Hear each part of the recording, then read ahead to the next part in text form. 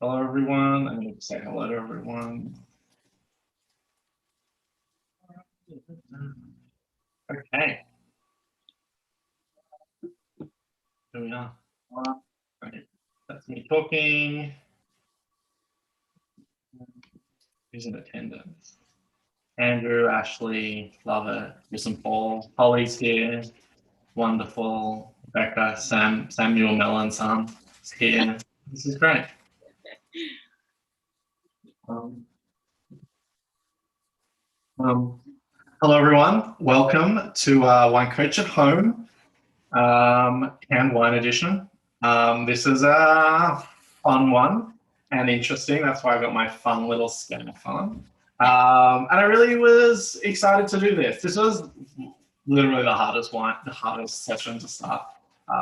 Finding 4 canned wines was mind-boggling. I mean, I guess it's winter, so that's fine. But we found 4. We've got 4. We're going to taste some stuff.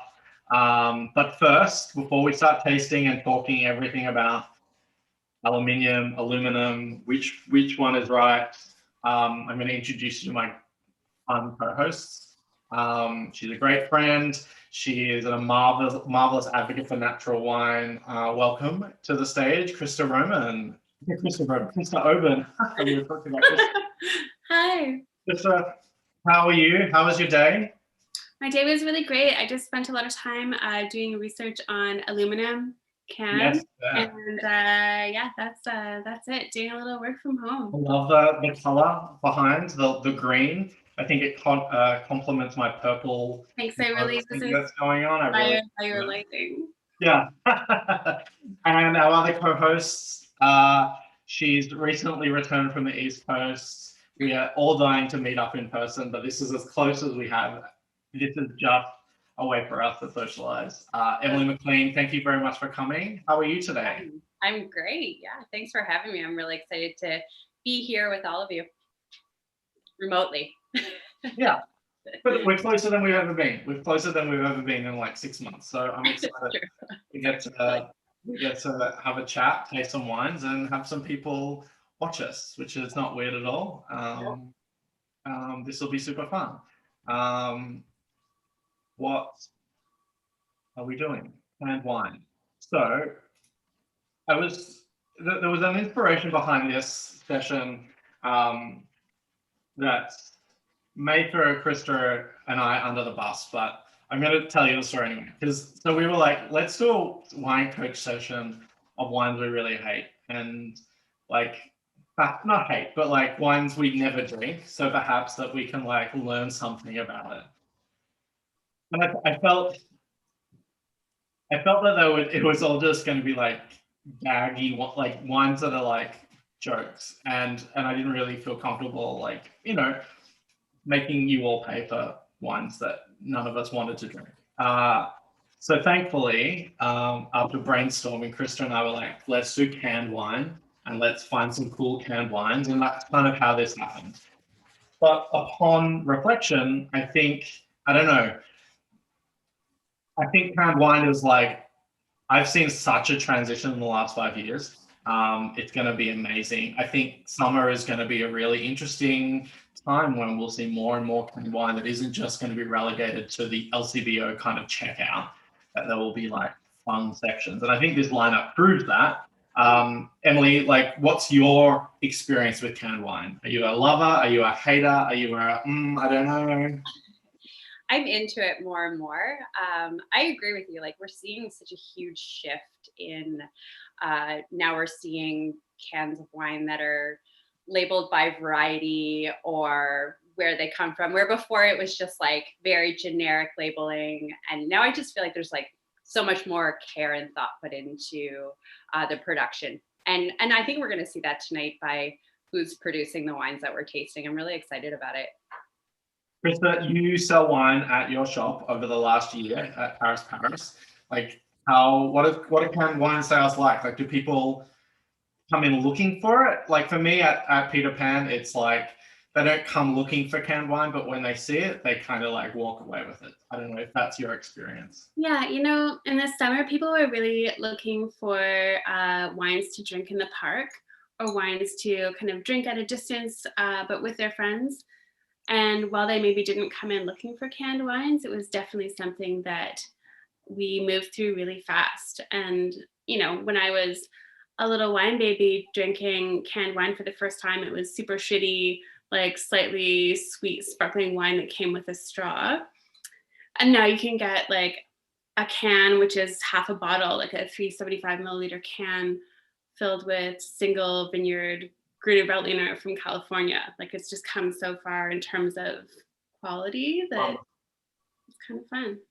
Yeah, and like I think this touches on like other things about like that there are like other formats other than a bottle, and I think the reason like over the last 6 weeks of like me serving wines in the pouches, I've never had so many people ask me where do I get these pouches from, and I think the pandemic has taught us that like other formats other than bottles are valid, and like canned wine was like this Grigio from the US that was at the LCBO like checkout. It was like a green can. I don't know. I remember drinking like tons of them, usually on the way to work or going from work. But I don't know. I'm excited to like see what 2021 has brought me for canned wines, because I haven't tasted any of these before. I mean, together, and like one of them I've sold for ages. So we'll see. But let's stop talking about canned wine and let's start drinking canned wine. I didn't label any of the wines this week. So this is the wine we're going to open first. Benjamin Bridge Piquet. This is I love this wine. But it is, I know I've got 2 cases to sell. I don't know if people are gonna buy it. I don't know. Like on the can, it's kind of scary. It says dry hops with Fundy salt, and I think that might shake a little people. But I know how delicious this wine is, so I'm really excited. I'm so grateful to Jean Benoit from Benjamin Bridge, who gave me more information about canning wine than I have the like understanding to commit to memory and share with you today. But yeah, it's nice to drink this. This is so delicious.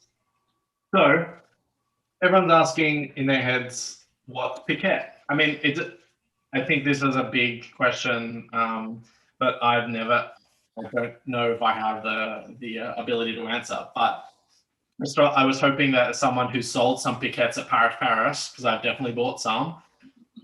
What's your definition of Piquet in 30 seconds? Okay, I'm ready. Piquet is not exactly wine, but it's a wine-based beverage made using the leftovers from making wine. So you have all these like pulps and skins and stems, if you're using them, left over after you remove the juice from the wine. And to make Piquet, you add a little bit of water and maybe something sweet like sugar or honey to kind of restart that fermentation. And then you get this lower ABV, real kind of party wine beverage that if we were all workers in a field, we would be drinking while we worked, because who would drink water? Exactly. And if we were smart winemakers now who wanted to kind of conserve their resources, have something that made a little bit of money quickly for the winery, and just do something like cool and interesting and sustainable, we'd be making Piquet. Yeah. Emily, what do you think of this wine-based beverage? Really into it. I'm so into it. Really floral and aromatic and easy drinking, and like to me on a really hot day, this would be like the answer. Other than water, I guess. I like the addition of the dry hop. Like it brings out so much in the nose that is both like a little funky, but also like feels completely like a part of something very delicious and very sort of appetizing. So I'm super excited about this. Yeah, I've had very few experiences with Piquet. I've read about it, and the first time truthfully being about a year and a half ago maximum. And I was like, I want to try that. So this is really a huge treat. And I like the idea that piquettes tend to be like local, well, not tend to be, but are better suited to from like a local winery. So I know Trail Estate Mackenzie makes one, and this is obviously Canadian. I don't know how easy it would be to import piquettes from around the world. I don't know. Has anyone had? Is that a thing? Not yet, but there's some on the way. I know Todd at Wild Ark Farm did a little kind of special import for I like that. the fermentation thing a year or two ago. But there's not a ton of imported piquettes yet, but I think that'll be a trend in the future. Yeah, I mean, I hope more winemakers like do something like this. I don't know, like rosés. I love rosé. I love it. It's fun. It's like that seasonal thing you do, but like this is also a cool seasonal thing you can do, especially for like if it's traditionally for like harvests and like vineyard work, like to have something a little bit more like to transition from rosé into something like this. I think this is really fun. Yeah, I agree. Oh. And it's only 7.5%. Like, I'm a big fan. I think a little bit of hops in this kind of reminds us of beer in a way that makes us think of like sessionable beverages, like very refreshing, and you can drink lots of them. Yeah, it has like that sour beer thing as well going on. Yeah. Absolutely. Here's a question. Are they sparkling? Are they still like this has a little spritz to it, but I was questioning whether that's deliberate or is it just like the style? Anyone? No? I would call this still. Yeah. It feels a little sparkly to me. A little spritz, but ultimately, yeah. So if you see it, you'll see piquette on a bottle or a pack or a can or something. It's I would say generally still, but you're gonna get lots of cool flavors and just something that's super easy drinking. I'm really excited I put this at the beginning because it kind of again, because this isn't like a style, we're focusing not on the style of wine, but on a format of wine, aka can. Like the wines there's no like connecting dots as much as I would probably normally do, but I'm excited. This was a really delicious way to start. I want to drink all of this. And the Benjamin Bridge do a pet nat as well. I think I've had that before, Krista. Yeah. Yeah, they do the pet nat in cans and also their Nova 7, which is kind of a slightly sweet, slightly sparkling pet nat style. Love that. So, yeah, every time I pour a Benjamin Bridge or I show a Benjamin Bridge, people just talk about that Nova 7. It's the winner for them. Yeah. It's a great wine. Totally. They've done such an amazing job and putting East Coast Canadian winemaking on the map. Like really an awesome job. They just continue to impress me. Absolutely. And like, this is a really like if I didn't say it before, like if you see Benjamin Bridge in an LCBO in a wine shop in a restaurant, like these are the this winery kind of started the conversation about East Coast wineries in Ontario and started people putting it on sort of in people's radars. And like, I think they make amazing wine that's low intervention, that's really delicious, that's always interesting. And there's going to be more over the next, couple of years. You'll see more and more.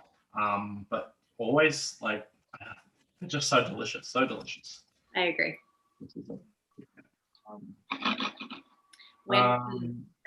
Yeah, I hope everyone liked that. We'll see where the next one gets it. So, wine number 2 is, which is, I mean, it's not wine, but Ramona, the ruby grapefruit wine spritz. I'll do the, yeah. It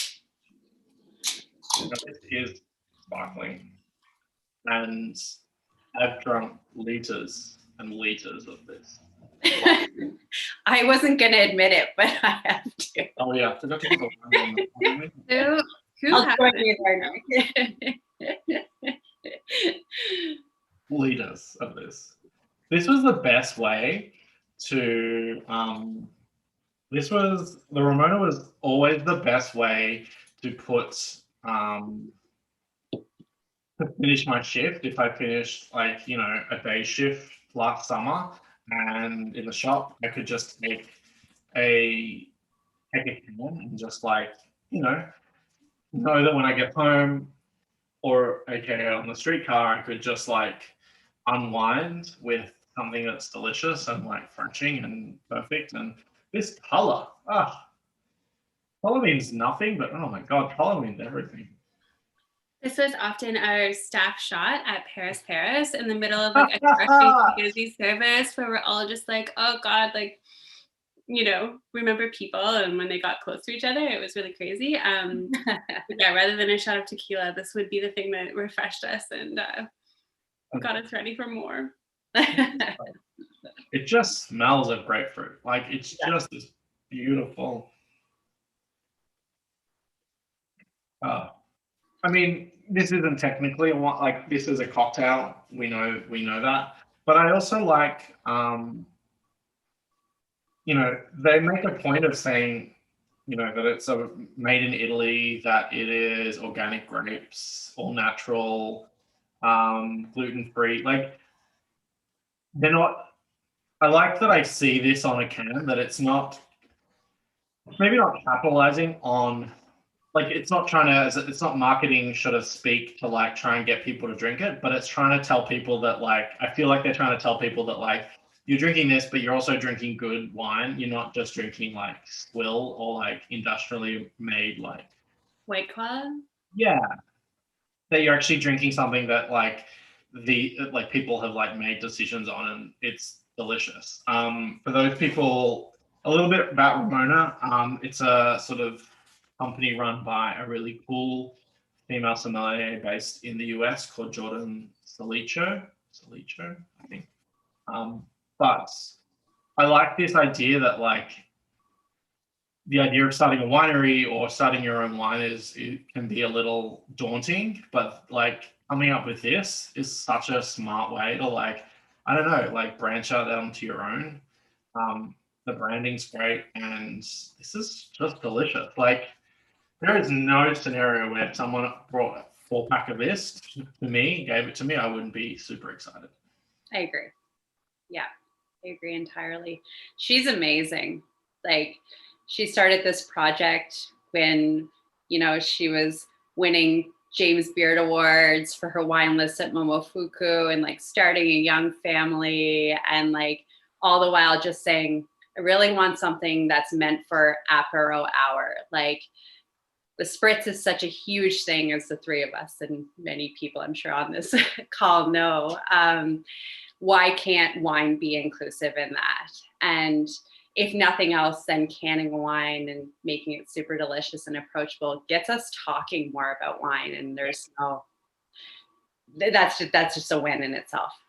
Yeah, and it's like no sommelier who starts a wine project, they want to make a wine that their colleagues and their equals would respect, and like is one of the great songs of America. Like you wouldn't do this if you didn't want your others, like you know that other songs would be judging you and be trying to like, pull it apart. But like instead she's made a range of things that just like fits exactly what we want to drink when we want to drink it. And like I think this is a marvelous wine, spritz. That's amazing. It's so easy drinking. I think Jordan really proved that there's a place in the wine world for wine spritzers, not like style, but yeah. I mean, there's place for spritz in the three of our lives for sure, but I mean, this is just delicious. They also make a Maya lemon one. I've never had that one before. I think they're the only two ones that they make, but I like these ones a lot. They launched a rosé as well. Yeah. I've not tried it. I don't even know if it's on our market just yet, but it looks pretty festive. Yeah. I just want to keep drinking like this one, like finish the whole can, but I can't finish this hour with a liter of wine in my stomach because that's the end of me. Yeah, I thought this Zoom was just going to be us shotgunning cans, but yeah, that's the after party. They have to pay extra to get into that one. Yeah. And I agree. Holly was saying it reminds me of a Radler, and I agree. Like it's that kind of style, but like I don't know, for someone who, for me, sells wine at a wine shop, like I'd rather stock that than a Radler, and I think it hits the same buttons and super delicious and easy drinking and gluten free, which is not what Radlers are. And super fun. I think this is I mean, obviously in the context, this is a cold February day at night. Both these wines are suited for.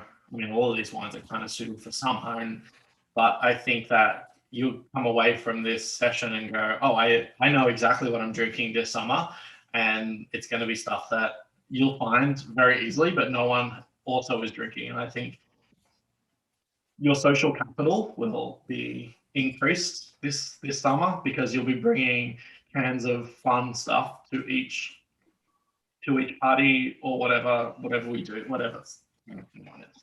But I think this is a fun kind of thing. So delicious. So good. So good. Yeah. I don't want to try the other ones, but I kind of just love this. Yum. Buy it, Ramona. This is, I didn't really say, but this is kind of like, I haven't stocked this before. I'm thinking it's probably like $6 or $7 or $8. Yep. This one was, I think, $8. No. Yeah, maybe $8 a can. But they all come in, well, most of them we would sell in a 4-pack as well. Wine number 3. Now this is a true wine, other than the other two, which are wine-based beverages. This one I haven't had before. Like I've had the wine before in a bottle, but I've not tried it in a can, so I'm really excited to sort of see how it holds up. This is Charles Baker, 2019 Riesling, Niagara Peninsula, EQA. I like Charles's Rieslings. I always have. They're fancy. They're iconic.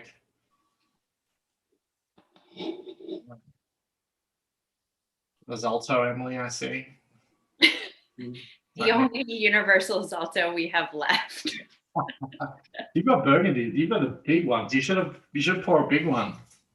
Oh, It's we broke them in the most mysterious of ways too. Like not drinking wine. Like headphone cords. Oh, Sam, thank you very much for that. Yeah. Stagehands.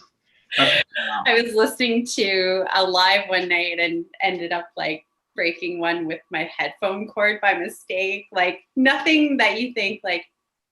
It was just the weirdest breakage, like not polishing them or anything. Anyway, it's not a Zalto chat, but I'll just say COVID wasn't good to our Zalto collection. No, that's absolutely fair. Super scared to touch them. Krista, what do you think of this wine? Krista, what do you think of this wine? Tell me. I've always loved Charles Baker's Rieslings. Like at Ontario tastings, his table is usually the one that I'm like lurking around towards the end of the event for a little refreshment because his Rieslings are so electric, so delicious. Yeah, that's so fair. This is just like an easy drinking, like well-made Riesling in a can, and I'm not mad at it. Nah. This is fun. And like first I was like, oh, this is like lower acid, and then I realized no, I was drinking wine spritzers before, so clearly it's gonna feel a little diminished. But it's opening up in it. Like it was a little muted in the can when it first poured, but I think the oxygen is starting to like kick in and do it. So I think that's a really good tip. Especially if you're just having like a still white or like a regular wine from a can, let it like open up a little bit in the glass. I think it's going to be super fun. That smells bad. And it's dry, and I think that's a good. I mean, that's an interesting. It's a choice, right? Like Charles makes a range of wines with different styles, from dry to sort of off dry, and it's clearly you're appealing to a certain demographic who want sort of a more modern style of drinker who wants a dry wine. So you're going to put a dry wine in your can, and I think that's another solid tip. That if you see Riesling in a can, there's a good chance that it'll be dry, because that's kind of what everyone drinks now. But that's awesome. Super, super fresh. Like really, really, really fresh. It's awesome though. Yeah, I guess he put the same wine, like the same Niagara Peninsula wine, in 750 ml bottles as well. So it'd be interesting to try them together one day and like see if they taste the same out of the can as they do out of the bottle.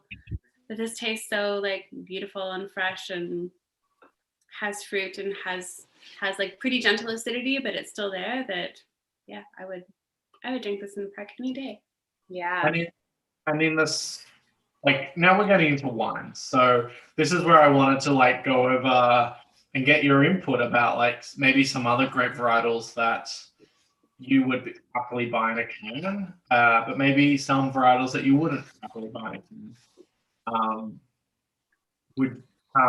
For me, I think Gruner Pinot Grigio are like super solid wines that if I saw on a can label. What about Chardonnay? How do you both feel about Chardonnay? We've been known to drink a lot of Chardonnay. Yeah, especially together. Wow, we're just airing ourselves out today.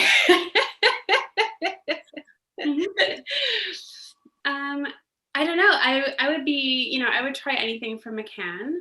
Talking to Jean Benoit and a couple of other friends who can wine, it doesn't make a lot of sense to do something that's higher alcohol or like kind of depending on alcohol and pH and acidity and a few other factors, like that can make it quite difficult to can. So generally like lower alcohol wines are ideal. Oh, that's cool. Chardonnay can get a little ripe, but yeah, try anything. Yeah, and it, like on the same sort of note there, I'm just thinking like if someone handed me a can from Chablis, like I'm talking like at village level and not at Grand Cru level, but like something that's not seen any type of perceivable oak, I'd be like, yes, absolutely. In a can, I would love that. That would be super the only way I would drink Petit Chablis would be in a can. So if this goes into the that's the future. Somewhere in the distant future, a Petit Chablis winemaker who's watching this, put your wine in a can, and people will. I will buy 10 cases, 100%. You know what? It's not the worst idea. I'm trying to ignore Sam's comment there, but it's kind of amazing. Best idea. Hemorrhagic cans. Do you guys think Shannon? Do you think Shannon would be good in this in a can? Shannon would be awesome. I never drink Shannon from a can. Jacob, you're listening. You make some Shannon. Put some Shannon in a can for me. Yeah, I love that. I love that idea. I would also be mad at like, I don't know, a little Zweigelt, some Austrian Zweigelt in a can. There's just, when I think about like the wines I like to just maybe drink a glass of that I don't necessarily like, that it's just fun and easy drinking, but it's like the effort of opening a bottle is just like, okay, this is a little too much. But like giving me a splash of Zweigelt in a can would be super great. I would love that to the death. Yeah, I feel like anything that can be a little bit chilled and that isn't oaky and isn't like a big full-bodied red wine would be great in a can. Yeah, I agree entirely. And I think it kind of like is a nice home for aromatic grape varieties as well. Yeah, this will be used by some kind of wineries in the future as market research or something, like 100%. The amount of times over the last sort of 6 months that you get these like I don't know, Krista probably can speak to it as well. It's like you get these like weird questions from winemakers or wine agents. It's like, hey, what would you like to see in a can? And you're like, are you asking just as an opinion, or as you're asking as market research for someone who like sells like, oh, it's I think we will absolutely see more of it. And like, this is like, obviously I'd have a bottle if I had three fun friends two other fun friends to like drink with, but like, you know, there's something, you know, on your way to on your way to the park, on your way to the patio. Yeah. It's a nice like way to just ease into the like bottles that you would inevitably buy. Yeah. Or if you're doing a little like remote Zoom tasting with your family, it's cute.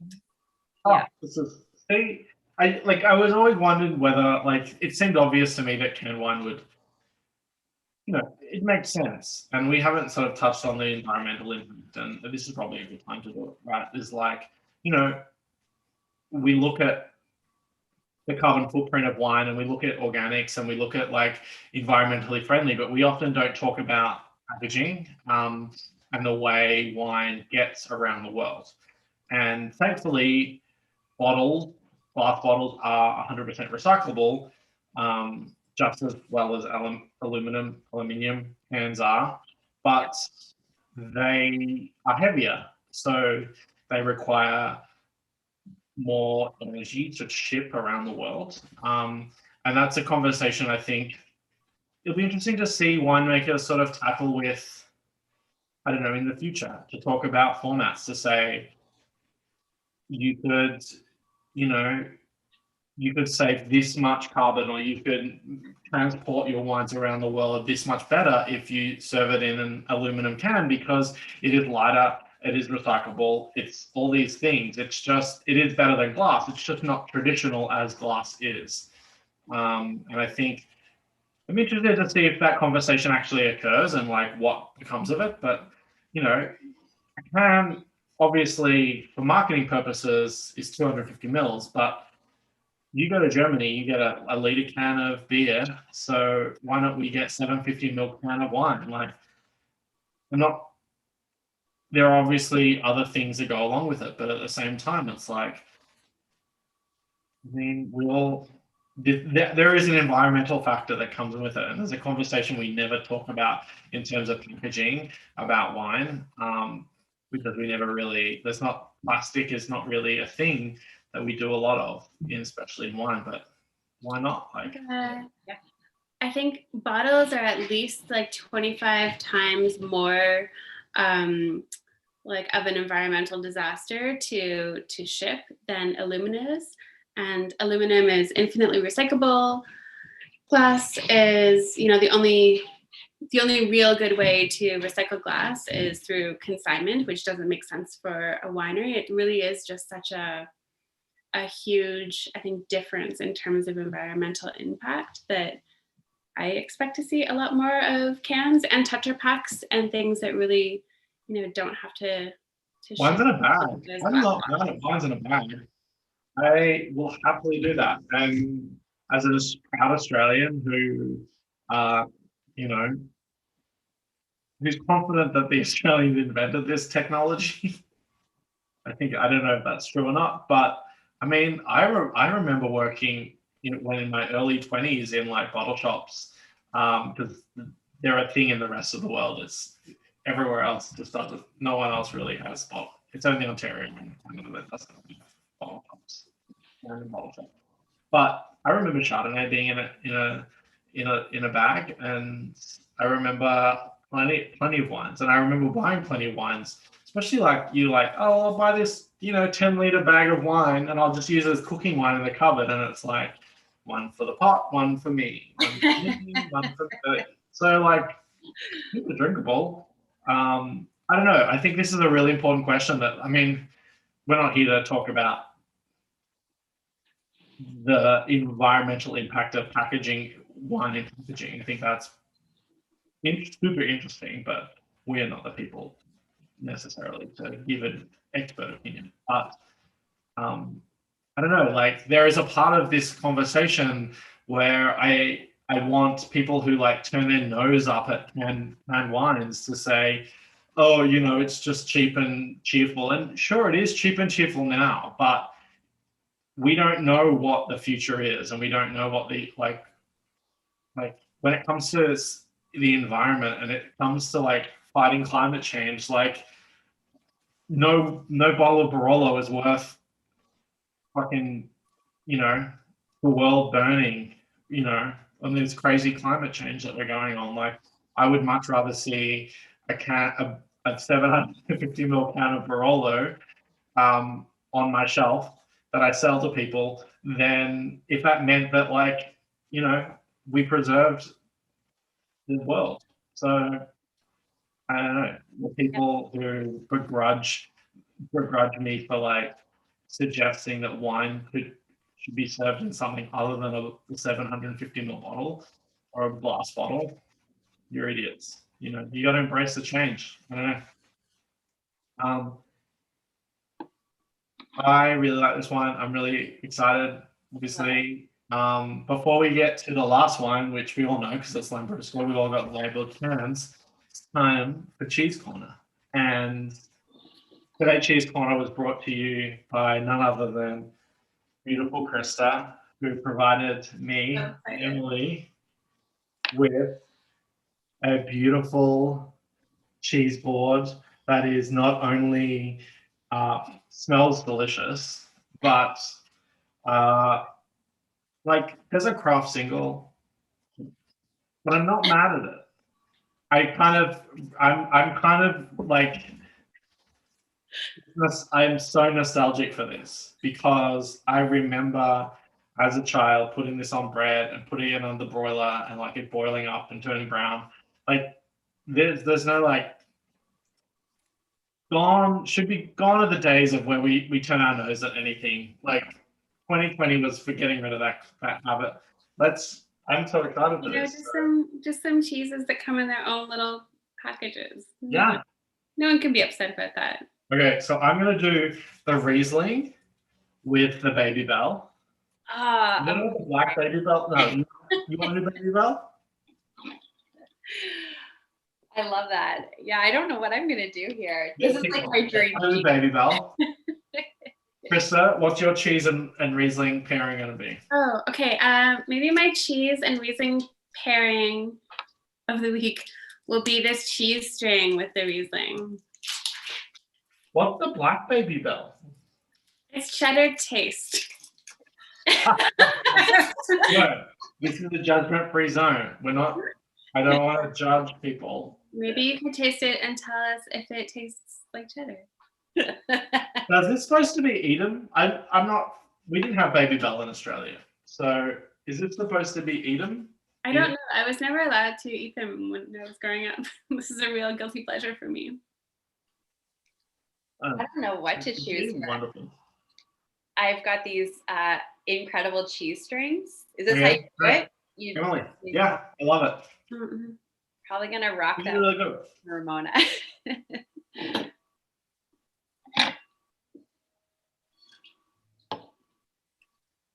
Oh, there was a question of whether or not there was a pepperette on this board. Yes, there is. Yeah, I think that will pair really well with the Lambrusco that we're gonna have next. You've thought of everything. I love that cheese. Love a good cheese string. Oh my gosh, this is like my dream. Oh, that's beautiful. And I think there's a charm to this in like, there is a, like, sure, like this looks like humorous and comical, but like also this is what you bring to a park when you're hanging out with your friends. Absolutely. Like I love spending $15 for 100 grams of cheese from the cheese boutique every week for this session. But I also probably aren't going to do that when I go to High Park on a Tuesday afternoon or Tuesday evening. Like I want little mini toasts, Melba toast, which is an Australian thing. And you're passing by the corner store and they have the little La Vache qui rit. Applewood smoked cheddar. Classy. So It's the best. I think it's completely on brand for what we're trying to achieve. And just like demystify this idea that there's status involved with things. Like, you like little cheeses, then eat little cheeses. Like, it's not better. It's not better or worse. It's just different. You want your, you know, Burgundy Premier Cru in a can, and you have enough millions of dollars that you can convince a winemaker to do it, then do it, man. Woman, whatever, do it. Do whatever you want. Like, I don't know. That's a big thing that I was telling Krista and Emily, confronted over the last sort of 3 weeks with the whole Vietti disaster, for those who were a part of it. And to also do this, it's like there's so much status involved with and privilege involved with, oh no, we prefer our wines in a bottle. We prefer it to be like, that's the best way to serve our wines. It's like, there's no best way to do anything anymore. Like, you know, if this saves the environment, then I will buy cans. If this, you know, if we're in a pandemic and you need someone to teach you about wines, then I'm going to put it in a little pouch. Like, I don't know. I think I understand it's the winemaker's product, but at the same time, it's like, you know, have a bit of perspective, have a bit of pragmatism with wine. You know, there's so little pragmatism about what works and what doesn't. And like, there's something honest about like a piquette that it was made for the people who were working in the winery, in the vineyards. Like, that's a certain amount of honesty and like humble kind of product. But it resonates with me more than like something fancy that's worth, you know, hundreds of dollars. Okay, wine number 4. All right. My favorite, Lambrusco.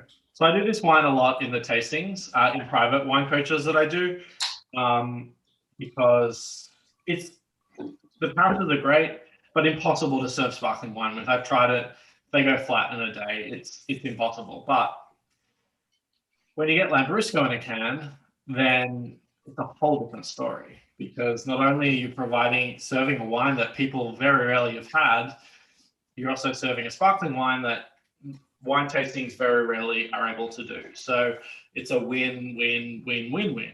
And if you taste this wine, it's also a win. So, Emily, tell me why you love Lambrusco. And do you love Lambrusco? I assume everyone loves Lambrusco, so just tell me why you love Lambrusco. I know, it's super funny today when I opened up the package of canned wines that you dropped off. Thank you for that.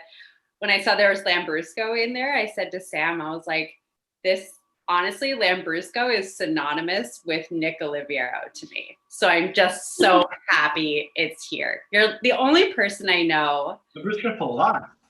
Oh. that built an entire like small wine list based on sparkling reds on your beautiful little patio and like made it work so beautifully. So I was really excited to see that you found some. This is such a good wine. Yes, Krista, I love this wine. Krista, tell me about why you love Lambrusco. I mean, who couldn't love the idea of just like crushing little glasses of sparkling red, whether it's like a little off dry or dry, with like a para while walking around the streets and like having some little snacks with your friends. That sounds really good to me right now and always. Oh. This is so good. It's just such a nice sort of like sense memory of drinking delicious Lambrusco with both of you. You were in Verona? I don't know. It's all a blur. 2019 is just a blur of fun, and then 2020 is a blur of 2020 is, well, we'll see. And it's funny because if I could, I would have done like a Lambrusco wine coach at home, like January 1, 100%. Mm-hmm. This has always been my number one. Show to the world what cool wine is, and like sparkling red wine, people who've never had it before, and who knows how they love it. Like, it's literally taken 3 years to get people, they expect to get a Lambrusco at Peter Pan, but it always brings me joy when someone's like, "Oh, do you have any Lambrusco?" I'm like, "Yes, I have 4." Of course you do. This week. But it's just not, or people come in like, "Oh, I've heard you have Lambruscos. You always have Lambruscos." I'm like, "Yeah, absolutely."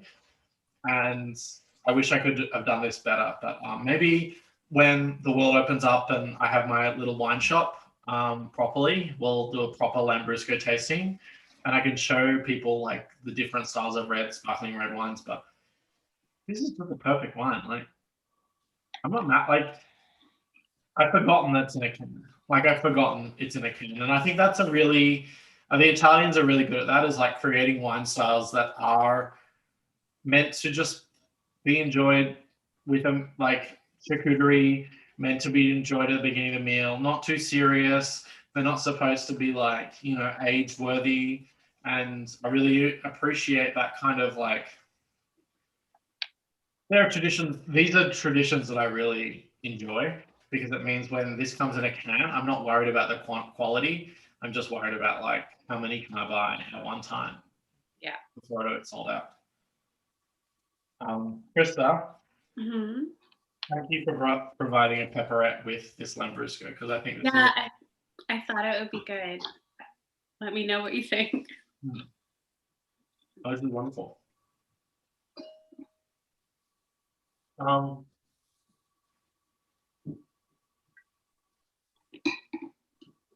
love watching people I love that people are watching me eat food. I really apologize. This is what we're here for. Yeah. ASMR. We'll do Wine Coach ASMR one week. I absolutely that's going to be amazing. Some are Wine Coach only fans. The Gasparosa, and some are lighter and more in color and like more delicate, like the Sabara. And there's plenty like Palomino. There's plenty of different other types of Lambruscos, and it is fun to like taste them all. But this is the most common, the Gasparosa, and I think it's super fun. Krista, what was your favorite wine of today's tasting? Oh man, I mean, I love the Benjamin Bridge Piquette, and I drink it a lot. Grape Witches serves it in a lot of our tastings because it's shippable, which is nice, but also delicious, and like such a cool story of East Coast wine and so many other things. I mean, I will crush the rest of that Riesling as soon as we're off the air. And the Ramona is just a given that it's delicious, but this Lambrusco is kind of the sleeper hit for me. It's like a big volume Lambrusco. It's not fancy. But it's exactly what it should be. Yeah. As an aside, well, not an aside, it's more information about Scarpetta. It's a wine sort of company run by a master sommelier called Bobby Stuckey, and he sort of had a passion for Italian wine, and he's created this range of Italian wines that he imports into America and to Canada. And this is the canned version. He does a sparkling white, and then he does a sparkling red, but I don't need to go much further than this. Yeah. Emily, what are your thoughts? I was going to bring up Bobby Stuckey as being behind this project as well, and their restaurant. He partnered with a guy from Ontario, Lachlan McKinnon Patterson, originally from Ontario, and they met working at a little known restaurant called the French Laundry. Never heard of it. I don't know, just kind of a hole in the wall. And then they moved to Boulder, Colorado, where they opened this amazing restaurant called Frasca Food and Wine. I really love Bobby Stuckey as a whole. Like, I've had the privilege of meeting him twice in my time in Toronto. He's come and kind of champion the wines around Toronto, and he's just like such a huge proponent for our industry and hospitality as a whole. And in times not COVID, they usually take their staff to Friuli every year, just so that if you're working for the restaurant, you're like truly, truly immersed in the whole experience and education. And I think the world of them. And this is one of my favorite wines of the night for sure.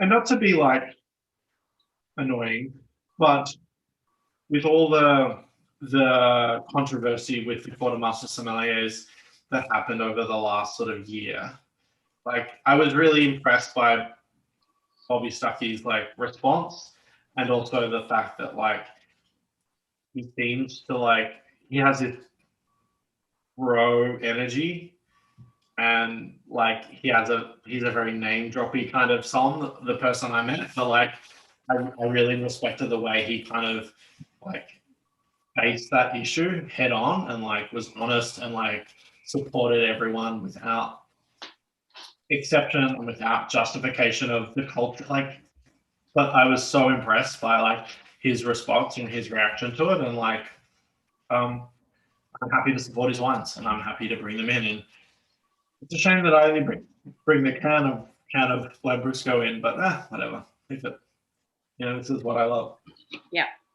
I was struggling for the last 3 weeks to find a red wine, and it only sort of dawned on me last week. I was like, oh, Lambrusco is a red wine. I don't know why I'm looking for a Pinot Noir or looking for a Gamay from somewhere. I'm like, this is a perfectly reasonable red wine. And sure, a still wine would be fun to show, but still wines are still the world of